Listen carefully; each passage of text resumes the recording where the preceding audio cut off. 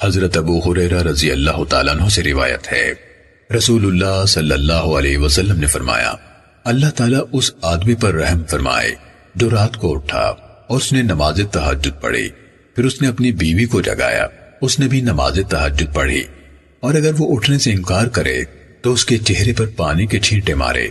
اسی طرح اللہ تعالیٰ رحم فرمائے اس عورت پر جو رات کو اٹھی اور نماز پڑھی، پھر اپنے خاوند کو جگایا اور اس نے بھی نماز پڑھی، اگر اس نے انکار کیا تو اس کے چہرے پر پانی کے چھینٹے مارے۔ سنن نسائی حدیث نمبر 1611۔ حضرت علی بن ابی طالب رضی اللہ تعالیٰ عنہ سے منقول ہے کہ ایک دفعہ نبی صلی اللہ علیہ وسلم رات کے وقت ان کے اور سیدہ فاطمہ رضی اللہ تعالیٰ عنہ کے پاس آئے اور فرمایا، تم رات کی نماز نہیں پڑھتے؟ کہا، اے اللہ کے رسول، ہماری روحیں اللہ تعالیٰ کے ہاتھ میں ہیں، جب اللہ تعالیٰ چاہے گا ہمیں جگا دے گا۔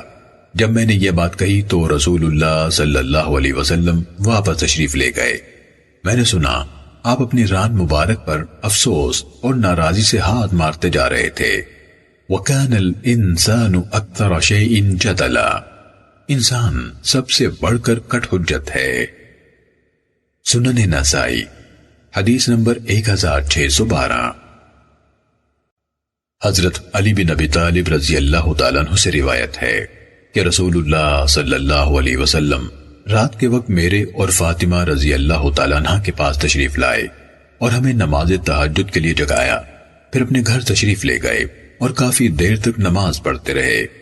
آپ نے ہماری طرف سے کوئی آواز یا آہٹ نہ سنی تو دوبارہ تشریف لائے اور ہمیں پھر جگایا اور فرمایا، اٹھو اور نماز پڑھو۔